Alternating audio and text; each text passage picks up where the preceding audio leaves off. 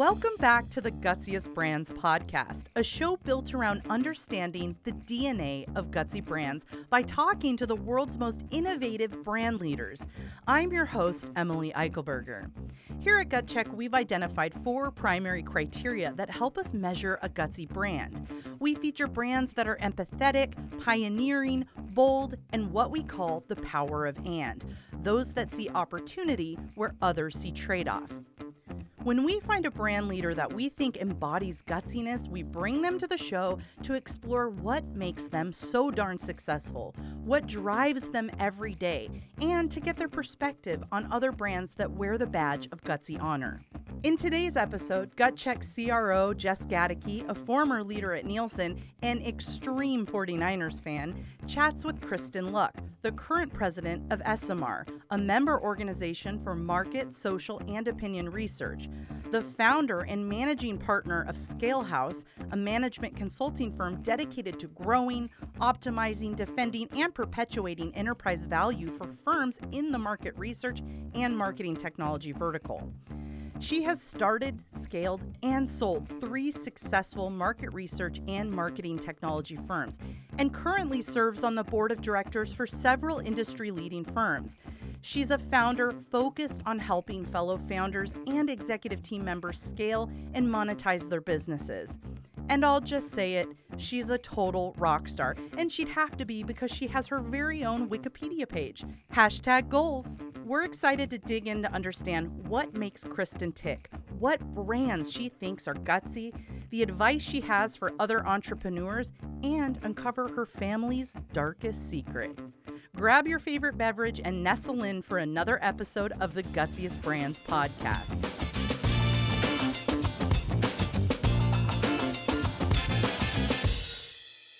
Well, Kristin, thank you so much for joining us on the Gutsiest Brands podcast. I personally admire you so much professionally. So this is just a treat to be able to have a conversation with you today. So thanks for joining us. Yeah, thanks for having me. I appreciate the invitation. Well, I'm really excited to hear your perspective because you have a really fascinating and diverse background. And I think you can give us some really interesting perspective and perhaps a very different perspective than some of our brand colleagues on what it takes to be a gutsy brand and to live that every day. So before we get into that though, I'd love to have you tell us about your incredibly diverse and fascinating background. Yeah, I'm kind of the cat with 13 lives at this point, I feel like. every 6 or 7, 8 years, I feel like I kind of reinvent myself in some ways. So I started out on the full service supplier side of the business. That's where my career started. And actually, even before that, part of how I worked my way through college to university was by working at a social science research firm. So that's kind of where I got my first taste of research. And then straight out of university, I ended up moving to Los Angeles. I got a job at LRW, which is Material now. Not really knowing anything about market research and thinking it was really similar to social science research. So I went from working on one or 2 projects for like a year and a half, 2 years, to working on like 15 projects in a week and a half. Yep. I remember those days. Very different. Yes, exactly. And then I just got really interested and fascinated with the more of the tech side of the business. And I mean, this was back in the late 90s when research was first sort of being talked about going online, and I really wanted to be a part of that. And so I was really fortunate to make my way to AC Nielsen and work with them on building one of the first research platforms, and specifically for the entertainment industry, which is where the bulk of my experience was at that point. And then of course I realized pretty quickly that Nielsen, although a great company, is not the greatest place to build a startup or early stage technology. And so another woman at the firm, she and I left and started OTX, which was one of the first kind of big online research platforms. So I think in 2002 and 2003, we were actually the fastest growing research company in the world. I mean, we really just hit that .com boom perfectly. So I spent, probably the next, 15 years on the tech side of the business until I exited my last firm, Decipher. And after that, I really just sort of figured out that it really wasn't the starting of companies that I loved so much. It was really the scaling that I loved. And all the problems and issues that go along with that. And so I thought if I could spend my days helping other founders scale and grow their businesses and avoid a lot of the really painful, stupid mistakes I made along the way, that would be the most fun that I could have. So I started ScaleHouse. And then a couple of years ago, I got my investment banking license, which was a pretty heavy lift, having, kind of barely graduated university and not having any kind of background in business finance rather than running my own company. So now I'm a licensed investment banker as well, which is kind of an odd, I think, pivot for somebody who comes out of a research background. It's a really interesting and meaningful pivot, I would say. So, and tell us about your involvement with SMR as well. Yeah. So I'm the president of SMR now. I've been on the board. This will be my 9th year.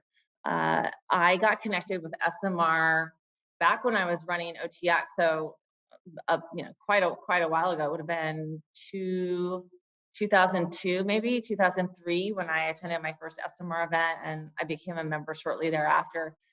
SMR, I would say, of any association or group that I've been involved in, has been the most pivotal in terms of my career, because it really allowed me to meet people from all over the world, researchers from all over the world. It's an incredible resource. I think particularly for people in the US, where we have a tendency to be more insular in terms of how we conduct research, and we kind of think, oh, well, we're the biggest market, and so of course we have all the answers here, and we're awesome, go USA.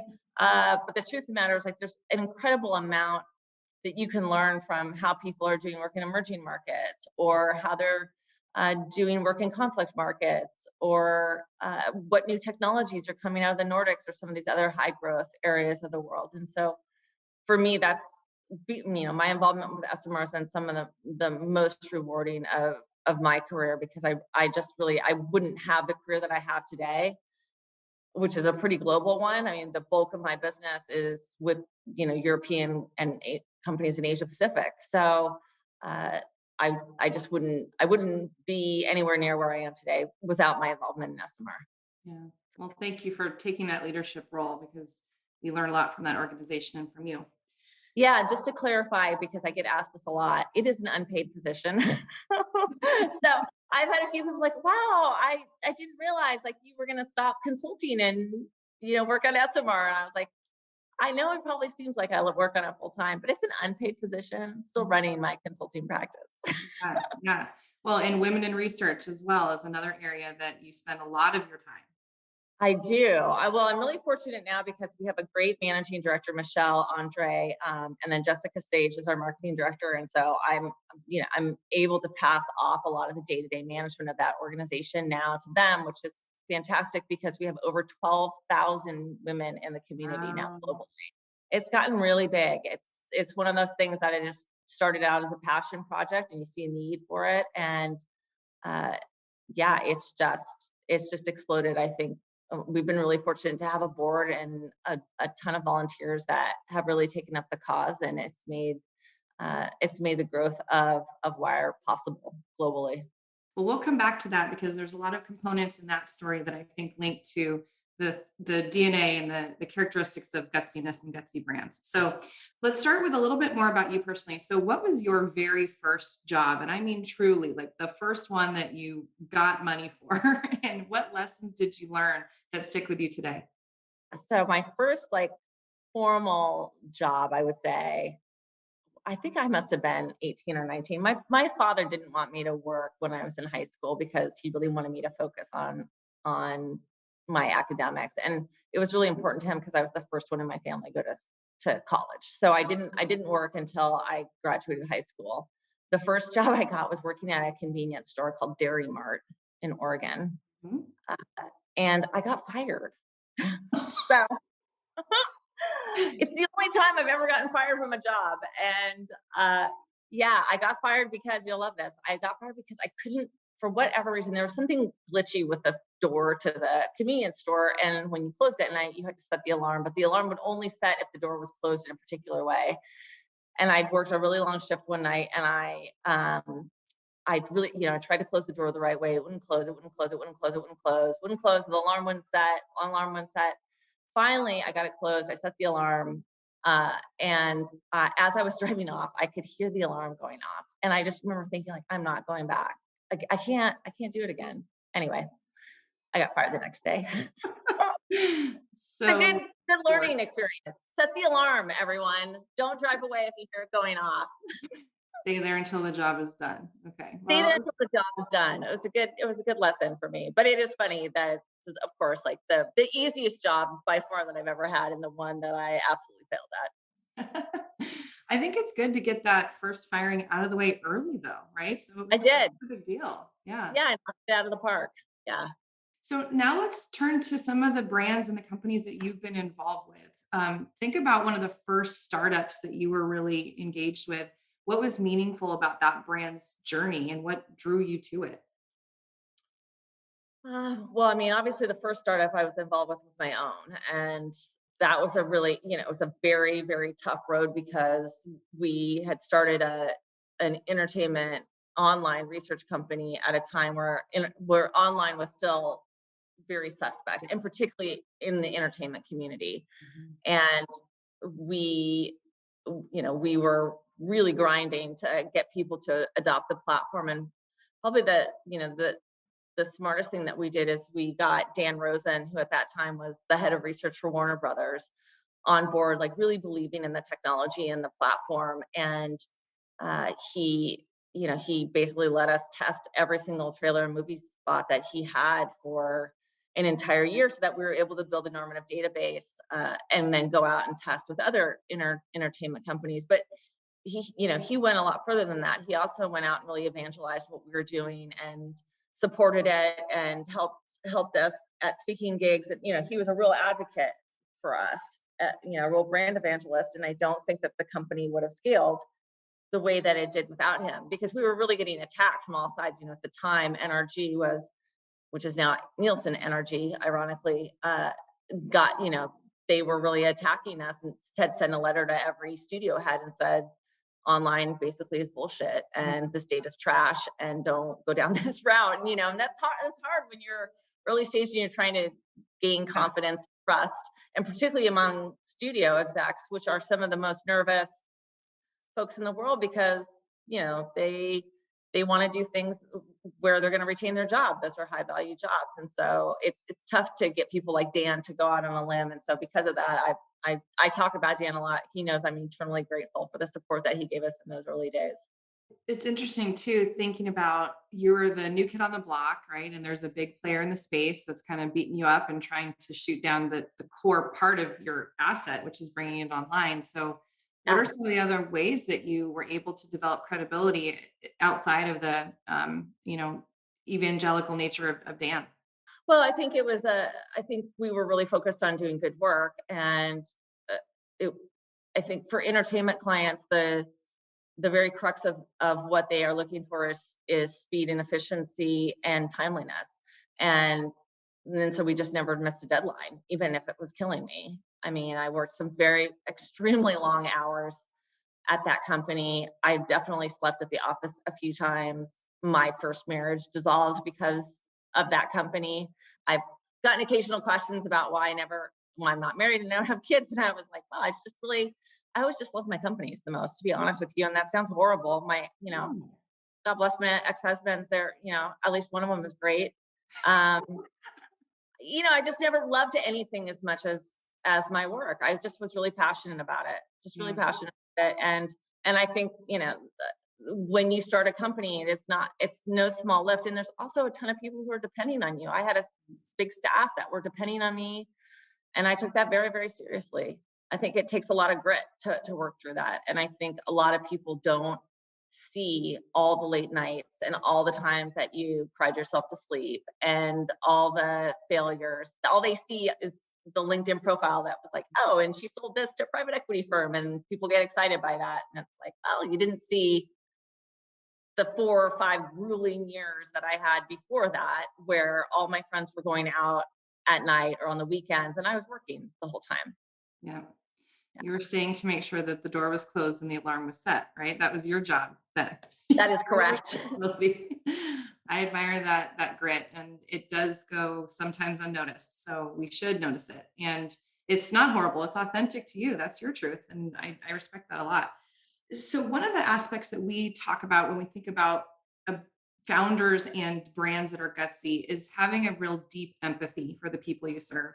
And I was at Tia Marie in Nashville where you led a panel with Jess Yeah. Gaedeke from Mars, and she made such a great statement. She said, empathy is noise without results. Like, I'm kind of sick of people just saying, oh, we need more empathy here and there. How is that actually going to deliver results? So can you talk to us about a company or a brand or a founder that you think really shows the best of what empathy means and why that matters? I think there's a couple of brands that I've worked with. One is Kombucha, and for folks that maybe aren't on the west coast of the states or in a major major market, kombucha is like a fermented. It sounds horrible. It's a fermented tea, but it's delicious, and I love kombucha. It's a category that I'm passionate about, and I got the opportunity to work with Kombucha, which was kind of an early stage kombucha brand that was trying to unseat some of the big players. And the way that they were trying to unseat them was by going mainstream. So rather than selling in Whole Foods and natural grocers and all these kind of typical hippy dippy joints that you think of when you think of kombucha, their mission was really like, how do we get this into 7-Eleven? Because the truth of the matter is that we have an obesity and sugar epidemic in this country, and I think their mission, their ethos was like, how do we bring kombucha to the masses so that people have a healthier alternative, and that rather than going into a convenience store and having only soda to choose from or super sugary drinks, how do we give them a healthier alternative at a price point that is not breathtaking, which a lot of kombucha is. I mean, I bought kombucha in the airport that was like 11. I mean, I remember buying it and I was like, what? I just paid $11 for this bottle of kombucha. That's crazy, So of course it's like, if if you're an average grocery shopper, like you're not going to pay $11 for a bottle of anything. So it was about how are we going to get this brand into Costco and Target and some of these bigger mass merchants where people have an opportunity to try it, and that it's not this scary, a product that maybe you met somebody at a music festival and they had some old sweaty jug of it and offered you a drink, which is how I tried kombucha for the first time, which is not recommended, I would say. Right. So that's a big job then to educate a new market on a product that they might not be aware of. So how does and how do they think about how to do that effectively? Yeah, well, they took a really different approach with their advertising. I was fortunate. I worked with them, I think around 2.5 years as their advisory CMO until we hired in a more senior marketing team. But one of the things that we did realize was that we were going to have to do some category education. And that's tough when you're a small and emerging brand and you've got these big brands like GTs that have been in the marketplace for a while. But the truth of the matter is that we weren't trying to speak to the people that buy GTs. We were trying to speak to the people that buy Coca-Cola and Pepsi and, Monster Energy drink. Like that's who we want to talk to. And so, so there was some category education for sure that we had to invest in. And it is one of those things like where you want to educate people, but you don't want to educate them to the point where they don't want to drink it. So, we didn't spend a whole lot of time talking about like, ooh, here's like, there's a mother and it, turns into this big ball of goo that sits down in the, we really didn't talk about that.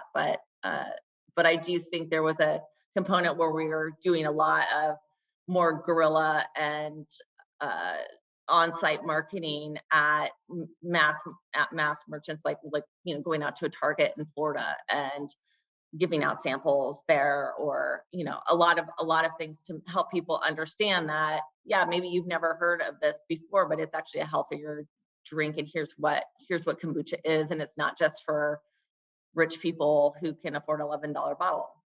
So it sounds like in that experience as well, it was a lot of, you use the term guerrilla, but like boots on the ground. We're going to go into the stores. We're going to tell the story. Is that true? And how important is it for, startup brands, for their leaders to really own the brand and be the evangelist of the brand? How important is that?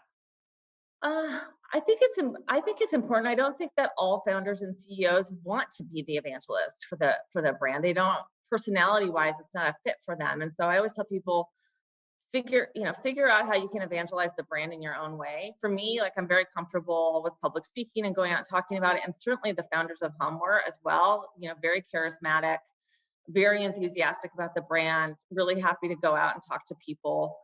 Some folks aren't. And so that's why it also becomes important. Like, if you're not one of those founders, then pick a business partner or hire somebody internally who is that person who can really serve as the face of the company. You don't have to have that, but gosh, it makes marketing so much easier and a lot less expensive.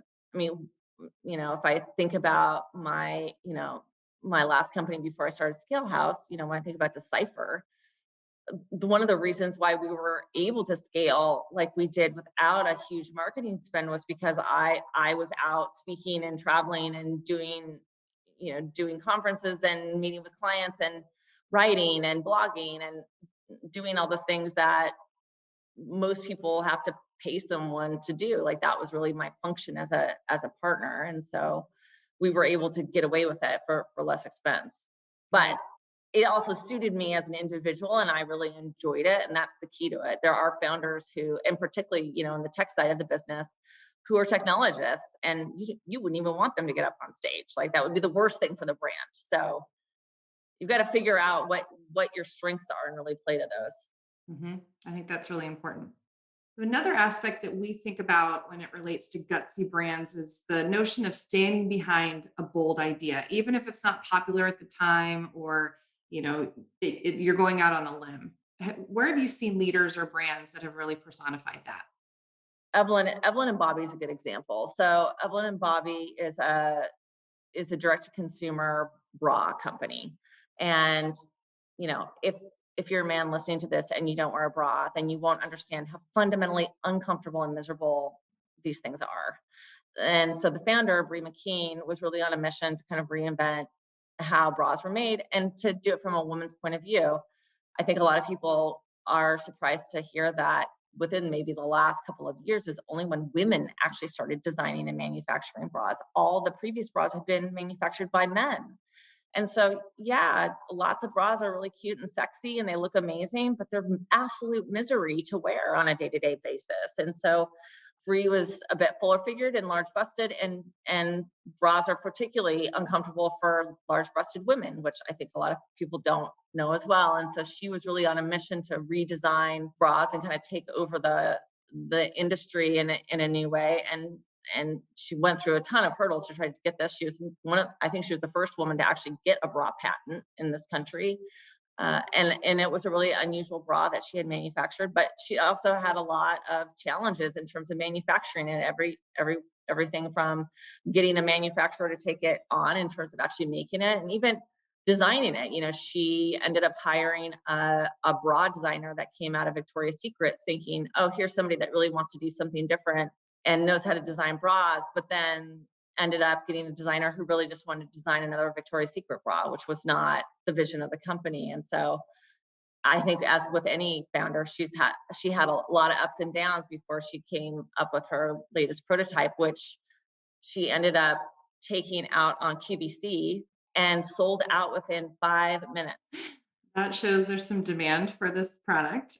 100%. Yeah, 100%. And, she'd been doing direct to consumer, but direct to consumer, it's a heavy advertising lift and she could only scale so much. And somebody was like, you should try QVC. And she was like, ugh, yeah, QVC. A lot of us, I think, turn up our noses at it, but she went through the training and got on the stage there. And yeah, she had an amazing experience there. And, now she's also looking at how she takes her brand into retailers like Nordstrom and some of these other big outlets where her brand can have more visibility. I love so many things about that story, but one thing that strikes me is you wouldn't think of the bra market as a place that's ripe for innovation, right? It's been around for hundreds of years. And so I love the thinking, and I think it ties back to empathy as well, that she had personally a need for a different type of solution, and to have the guts and the fortitude to be able to create that solution for people. I mean, she's changing lives really for people that are, experiencing that misery, and now there's a solution. So there's a lot of really cool components to that story. I'd love to meet her. I think too, it is a testament to how things are changing in the startup world. And this kind of relates also back to the importance of having women, not just in research and in advertising, because right now, if you look at the advertising world, I think like less than 3% of creative directors are women, and yet women make 85% plus of all purchase decisions. So, that's an issue. But then also female founders have traditionally been underfunded and still are. And so when you think of, when you say like, oh yeah, most people wouldn't think of that category as right for innovation. Yeah, because most of the people that are, holding the purse strings, who are responsible for which startups get funded, don't wear bras. It also takes me back to another company that I advise that's run by my friend Sally Christensen. It's a women's workwear brand called Argent that I'm super passionate about. And it's workwear for women that is designed by women for women, and it's got lots of pockets, and it's super practical, and it looks great. And I have a jumpsuit from her that I can literally like crush up into a ball in my suitcase and throw in there, and then I take it out, and it's like perfect, ready to roll when I get somewhere. But I remember her telling me a story about how she went out when she was looking for her first round of funding. She was going from VC to VC to VC, and these guys were like, like women don't care about pockets. Yeah, we do, dude. We just can't get them. And so I think we need more women in leadership positions, more women in startups, and more women, particularly on the money side of the business, in private equity and investment banking and venture capital.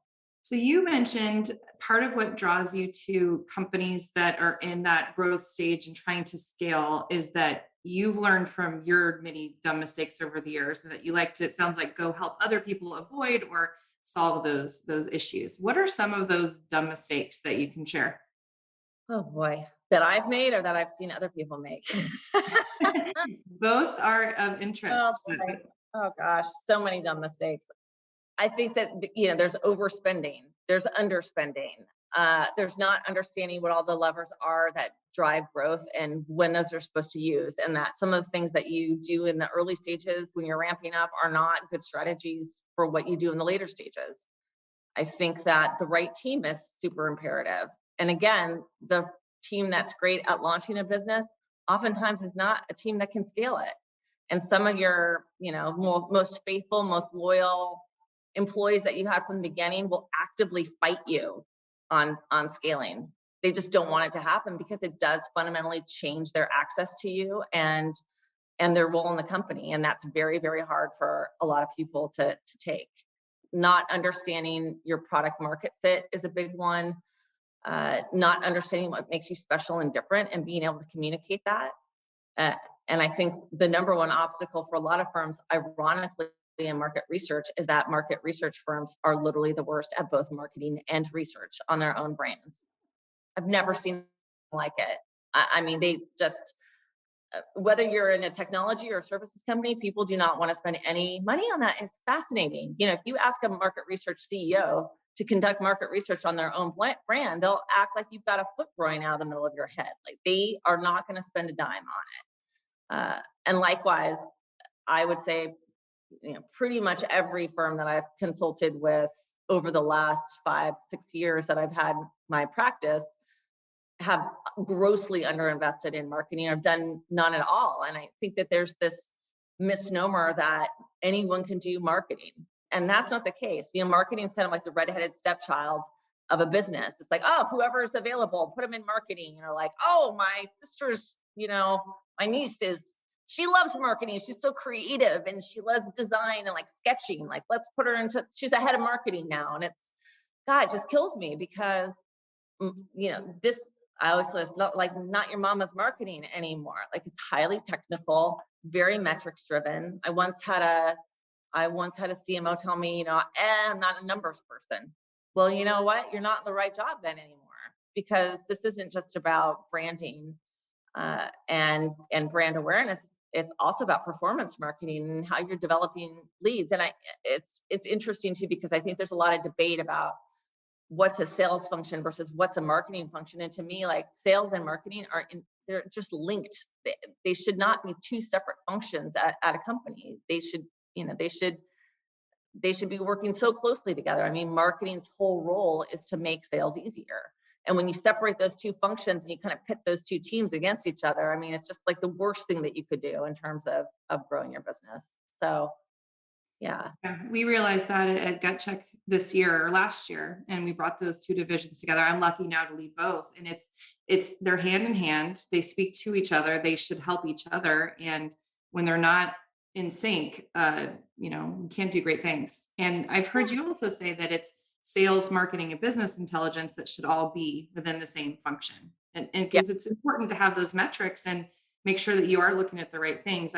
I also heard you say that you had written a job description for CMO, I believe it was, and it came back to you. They said, too many acronyms here. No one's going to understand this. It's like, if you don't know those acronyms, then you're not right for the job, right? That is correct. That was my response to them. They're like, oh, I don't know what any of this means. And like, I don't think people are going to, I was like, well, if they don't know what those things mean, then they should not be in that role. Well, another dimension that we think about with Gutsy Brands is this idea of, at GutCheck, we call it the power of and it means that true innovators, they see opportunities where others force trade-offs. Like, you can actually have the best of both worlds if you are truly applying an innovative approach to things. And one thing I love about your background is clearly you love data. I think you have a pretty decent love affair with data, but you also have incredible intuition and understand the human side of things. So can you talk to me a little bit about that intersection of data and human thinking, and where in your career or where in a business life cycle do you need to lean in one way or the other? Yeah. I think I love that both the data and ideation parts of entrepreneurism, at least for me, just because I majored in journalism and statistics, which is kind of a weird mix. But for me, it was like it was the perfect mix for the career I ended up having. I also think that people think that it's tough to come up with new ideas for things, or that, like lots of people are like, oh, I don't know how you come up with these ideas, or how did you decide to go down this direction? And one of them is I read a lot. I read all the time, every single day. I read articles, and I don't read just industry crap. Like I read the New Yorker, and I read the Atlantic, and I'm reading online news, and I spend an incredible amount of time reading. And then like my brain's kind of like always going like, how am I going to connect these two things together? And then what am I really excited and passionate about? Because the truth of the matter is that you're going to be most successful working in a business that you're so excited about, like that you wake up in the middle of the night, you're like, oh my God, that's a great idea, and like write it down. Or you're having a walk out in the woods somewhere and an idea comes to you, and let's gotta write that down. I also listen to a lot of podcasts. One of my favorite books that I think has really kind of helped define my entire career and some of the choices that I made is this. It's a small little chat book by Marcus Buckingham, and it's called The Truth About You. And it's got an exercise in it, which is super straightforward. And for a week, you write down everything that you did that you loved, and everything that you did that you absolutely hated or loathed. He's British, so he uses the word loathe, which it sounds a lot better when he says it. Loathe. And I think most people are really surprised about what comes out of that activity. I mean, that's how I kind of landed on the idea of ScaleHouse, because I realized like, oh gosh, all the startup activities kind of give me anxiety. And that's that's a hard thing. I mean, I can definitely start a company, but do I enjoy that process? Not really. I really like the scaling. My nickname actually at Lieberman, which was again my first research job, was the sweeper, because anytime there was a project that was a total mess, they would give it to me because they knew I was going to dig in and fix it, because I really like fixing things. I'm a total fixer. Mm-hmm. And so I think the more that you can, the more you gravitate toward the things that you're really excited and passionate about, and there's that intersection of like what you're good at and what you're really passionate about, the more likely you are to have success at a venture or a job or anything that you're doing. And that's what I really try to focus on, are how do I, if I get really interested in something, how do I transition that idea into something where I can make money? How does that translate into a business offering or something strategic where I feel like there's white space too? for me to come in and do something that no one else is doing. Mhm. I think you gave about 15 lessons in that response that I'm excited to put into practice. So, and this is the part of my job that I love. I love learning from people in the industry and hearing their stories. So this is definitely on the love side of my job today. Um, so going back to brands and companies you've been involved with, if we think about that idea of seeing opportunities where others force trade-offs, can you think of a founder or a brand that has really been able to do that successfully? You talked about Kombucha. You talked about Argent, Evelyn and Bobby. Are there other brands that you can think of that have really personified that aspect? I think another good example too is I met Cindy Gallup at an event. I don't know, I can't remember, 6 or 7 years ago, and she and I have become friends over time. In fact, I'm in Athens, Greece right now, where I live part of the year, and Cindy and one of her friends was here this summer, so we got to spend some more time together. But she launched a business, I can't remember how many years ago now, which was, a little controversial at the time for, well, it's just controversial in general, but the site is called Make Love Not Porn. And basically what it is a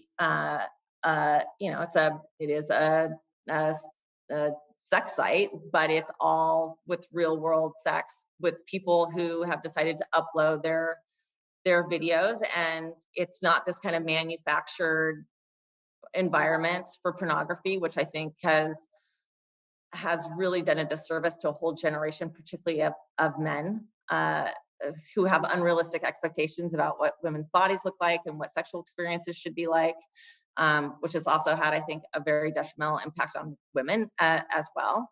And so, Cindy, she is fighting the good fight. She has struggled to get that site up and to get it humming, to get investment capital, to understand banking systems, which traditionally, for obvious reasons, like a lot of banks won't work with companies that deal in porn. Investors don't want to touch anything that has to do with porn. And so, she's got a social good component to what she's doing that she's very, very passionate about, and she's really stuck the course. And that is an incredibly hard thing to do when you're sort of getting attacked from all sides.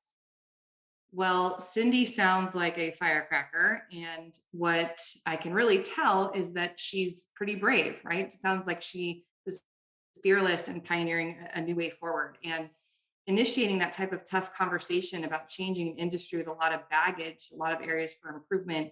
I can only imagine what guts that took and what those discussions were like for her to pitch that concept and navigate the financial world to get funding.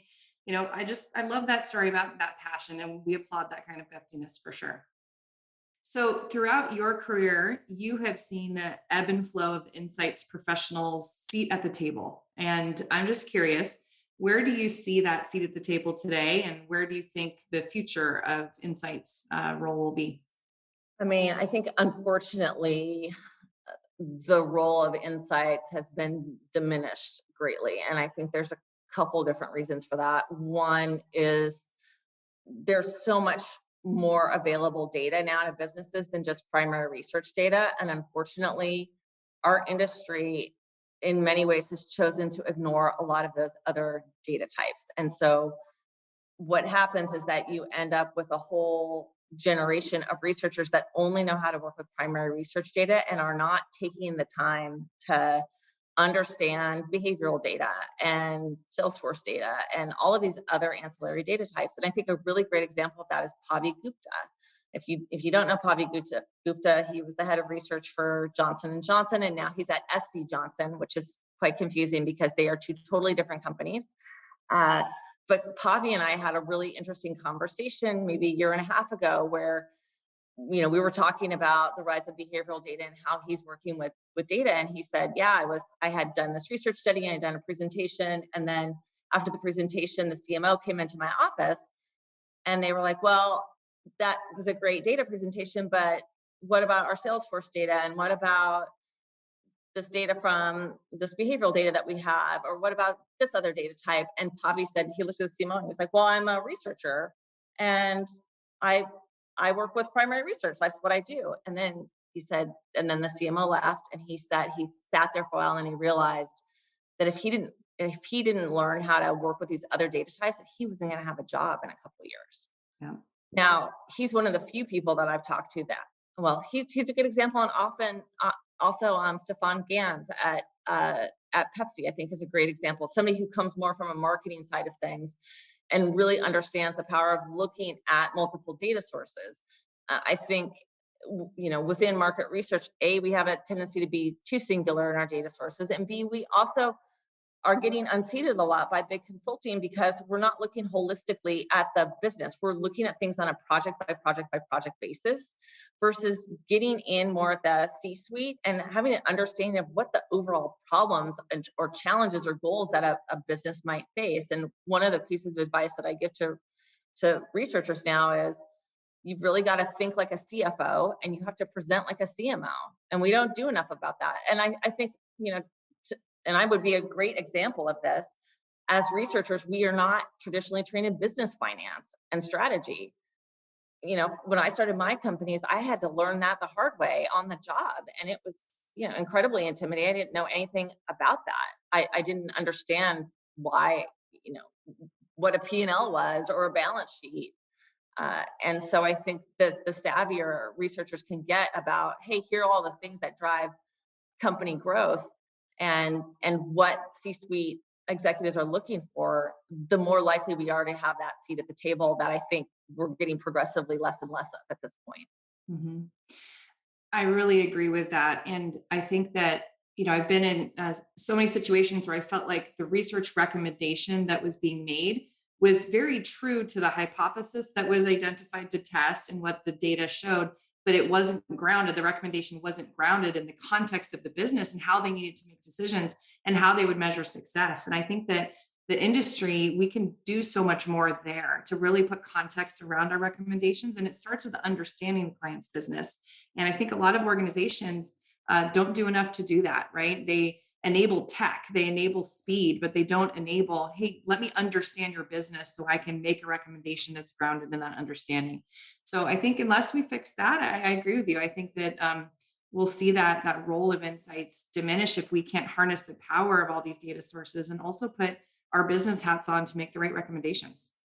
For sure. And I get a lot of excuses from research suppliers when I talk about this, and they'll say, oh, well, I tried to have those conversations, but no one will talk to me about it. Okay, well, then you're talking to the wrong person. Yeah. And then they'll say, well, but the person I need to talk to won't talk to me. Okay, well, then you need to figure out how to fix that. How are you going to get to that person? How are you going to establish trust with them? How are you going to get in and have those conversations? There's too many excuses as to why we're not doing things. And I think oftentimes, of course, like we're pre-programmed to try to take the easy way. That's not unusual. I mean, I say this all the time to CEOs who spend a lot of time working on tactical things that are frankly a huge waste of their time, in which they could pay somebody far less to do it. It's just not a good use of their time. They should be working on strategy. But guess what? People spend an incredible amount of time working on tactics because it's a hell of a lot easier. We, as humans, we naturally gravitate to what's easiest. I do it myself, like I'd rather, when I was running my businesses, I would have rather done QuickBooks billing like every day of the week than spend my time working on what my strategy was going to be to get to from 5 to 10 million to 10 to 20 million. It's just, It's human nature. We go to what we can control. During times of high stress, I become really fixated on formatting in PowerPoint because, that's really worth it. It's worth the time. Yeah. Worth every penny of your time. Absolutely. Absolutely.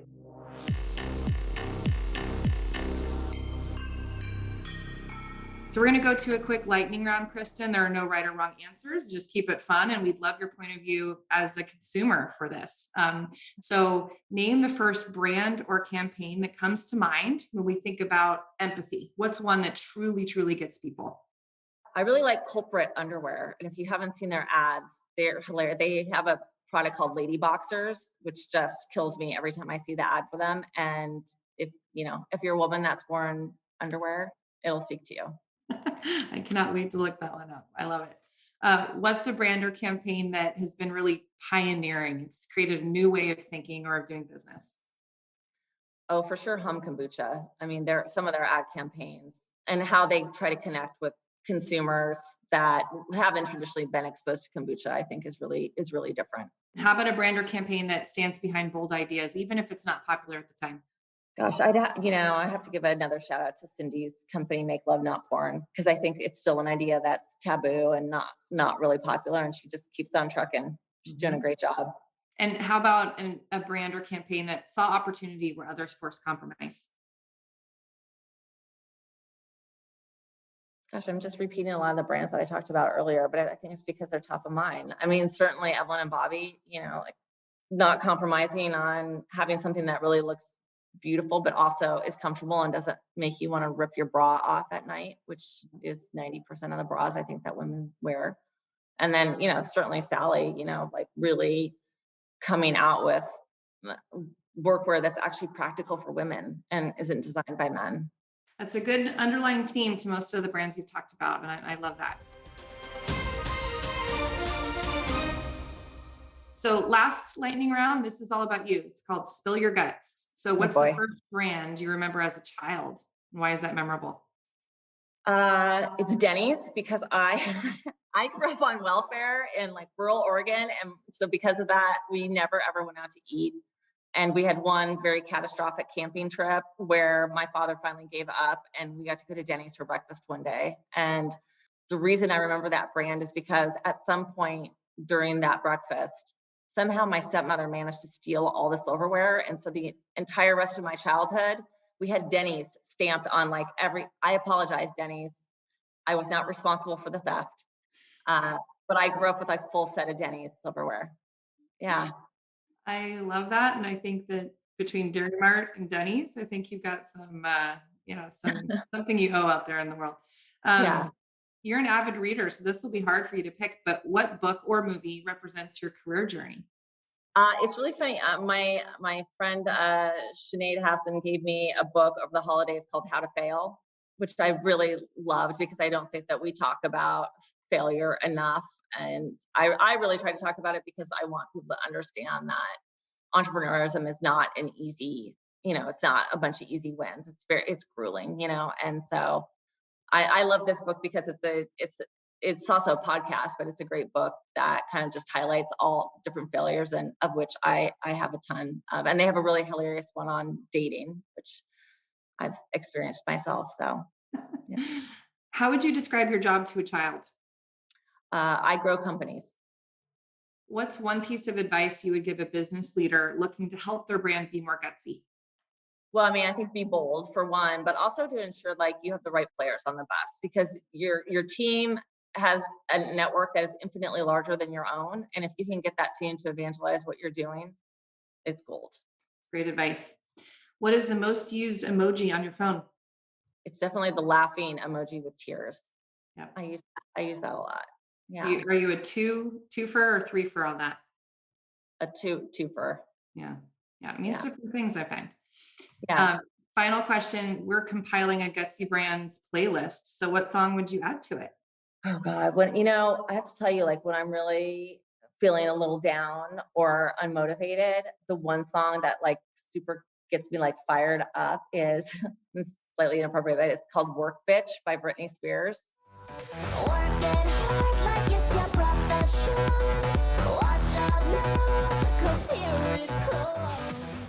It gets me every time, like it gets me really fired up. And then I'm like, yeah, I'm going to dig in now.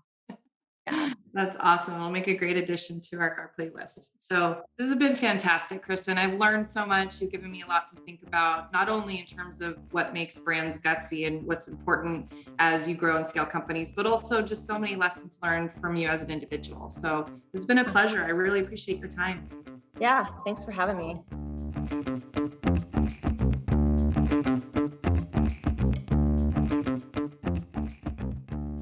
Jess, that was a very fun episode. Kristin is such a staple in the market research industry, but somehow I have not actually met her before, but I've worked at a lot of the companies she's on the board for. Mm-hmm. Yeah, same for me. I feel like we've intertwined so many times throughout our network. And, she talked about being the cat with 13 lives at this point, because she really has had multiple varied experiences in the industry. And I love the perspective that she brought about marketing, about being a bold brand, keys to scaling a business, and so many hilarious anecdotes along the way. I laughed a lot and learned a lot. I laughed a lot as well, and it was a good thing I was on mute because I was laughing quite a bit. I mean, she covered so many topics from bras and porn to working at or getting fired from Dari Mart and stealing forks from Denny's. I mean, what a great story. So I realized in recording this and then telling a couple of friends about it since then that I think everyone has a Denny story. So I think we should actually make that one of our rapid fire questions. Is so tell me your Denny story. Um, but Everybody has really, one. yeah, exactly. But she's just so authentic in how she assesses what businesses do well, what they could do differently. I think there were multiple lessons I heard that I know I'll be putting into practice. And, yet again, more brands and more books that I'll be checking out. Definitely. And speaking of recommendations from her, my by far my favorite song on our Spotify list is Britney's Work Bitch. It is my go-to pump up jam when I'm at the gym, when I'm getting ready in Vegas. I put it on. It is a feminist anthem. So I think it was very fitting for this episode because Kristen really advocates for women in leadership. Yeah, she does. And what I really value in her perspective on women in leadership is that it's not a romanticized story, it's not a rally cry. It just makes business sense to have women in more varied and more senior jobs. And to me, there's a really strong tie to empathy. If you think about it, perhaps there's not as much empathy in the investment community for things that are not well understood. We heard from Kristen as well as other podcast interviews that we've done that because the investment community is primarily male, they can sometimes miss the market opportunity because they don't experience or appreciate the need, right? So, not understanding how uncomfortable a bra can be, or that women actually do want pockets in their workwear, like just they don't quite get it, and so they miss that connection. And so, if the investment community can show more empathy for the human need that is driving these innovative solutions, they might better be able to spot these highly profitable growth areas. And the more women we can get in that investment community, the more naturally that empathy will come. So I don't know, Kristen, in my observation, she's focused on action and solutions that help drive more women in leadership positions. And I find that really inspiring. Okay, so it's that time again. What are our key takeaways today?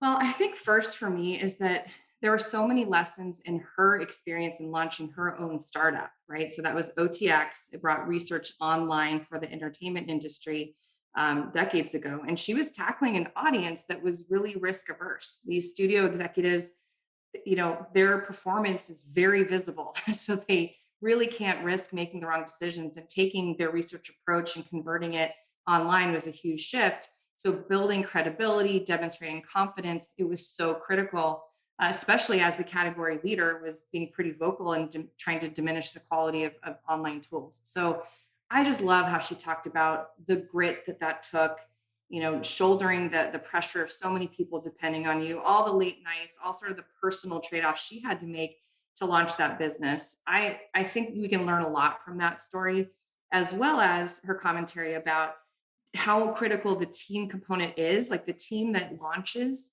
is not always the team that can help you scale, and recognizing that those can be very different profiles. I just thought it was extremely helpful to hear. That was a really good insight. And, you mentioned earlier that she's very authentic. And I think she's vulnerable when she talks about what it takes to actually grow a business. And I thought that was really cool to hear that from someone who we look up to in this industry, to hear how vulnerable she can be about that. Yeah. Yeah. And she was so authentic about it. And another place that I saw just what we would really call it, DNA of a gutsy brand. And this is in Pioneering a New Path: make love, not porn. I mean, this whole idea, it respects society's desire to share sexual experiences. And it doesn't say that pornography is a bad thing, but that how can we reframe that context in a way that's safe, it's educational, it sets more realistic expectations, it helps, raise a generation of adults that can have healthy thoughts and expectations for sexual experiences. So I thought there was so much to that story. I mean, I cannot wait to meet that founder and have a conversation with her. But talk about like, no fear, bucking the system. I'm just going to go and totally recreate an industry that's been around for quite some time, and has a lot of stigma to it. I mean, so many components there of gutsiness. Wouldn't you agree? Yeah, it was impressive actually. And it is such a hush hush topic that people are like, "Oh, don't talk about that." But it's a multi-billion dollar industry. We can't pretend it doesn't exist. Why not make it safer and healthier for all of us? So I think that was really cool, and everyone's going to have a lot of fun looking that up. Don't do it on your work computer. It's a great TED Talk though, so I highly recommend it. And then another brand she talked about that was really cool was Kombucha. And I see that brand as an example of standing behind a bold idea, because with their kombucha offering, they're targeting soda drinkers, right? They're not targeting the people that are already shopping the natural channel and already willing to, pay a premium for a product that they probably understand the benefits of. They're trying to target, the soda drinker and convert them. So that takes a lot of education, a lot of positioning exploration. How can we describe the taste and the benefits in a way that will resonate with people? And so I see that as, having the conviction to stand behind a new product offering in a way that will hopefully appeal to a broader audience. And it sounds like they, have had great success so far. And it helps that they're really tasty. They have good flavors. Oh, you've tried them? I have, yeah. They're big Okay. in our area. Okay, good. It's definitely next on my list. I feel like I just end up with a long list of shopping options and listening options with these podcast guests. They're just give us great ideas. I think when we talk about empathy being a component of Gutsy Brands, Evelyn and Bobby sounds like the coolest bra brand ever. And so I just was really, touched by the fact that this founder had experienced this physical misery, right? Being a more full busted woman and having, to deal with the discomfort of everyday bras that are designed by men. And that's all about empathy. It's about understanding there's other humans like me that have this need. And how cool to be the first woman to have a bra patent. I mean, that's brava to her. Yeah. But it's grounded in empathy. It's grounded in, a deep connection with humans that want a different experience that's going to make their lives better. So I loved that example that she gave. Having a bunch of friends who have that problem, it's great to see it solved, especially with the price point. I think people don't really think about the cost for specialty bras. So having something that's more accessible and with a wider range is really fantastic. And I can't believe it took that long. Exactly. Like here we are in 2022. So, we're getting things done. And I think the other component that she talked about that aligns to an aspect of Gutsy brand is this idea of the power of which at GutCheck we refer to as seeing opportunity where others force trade-offs. And to me, it is a best of both worlds type of idea. She talked about how today's professional, you need to present like a CMO, but think like a CFO, right? You have to be able to look at multiple data sources and weave it together to tell a story that's going to impact the business. You have to have a love for data and for ideation. I just think that is so true. And I think that some of the most successful brands and people that I see in the marketplace and in our business and in our clients' business, they really embody that power of and I thought she talked about that in a way that I found very memorable. Absolutely. That's the gut check way, right? You want logic and creativity. And why can't you have both? So, in reflecting on this episode with Kristin, I'm just grateful to have another leader focused on growth. And she talked to us about what it takes to have guts, have conviction, have the smarts to scale a business. I hope our listeners learned as much as I did from Kristin. And don't forget, just like the security door at Dari Mart, stay until the job is done.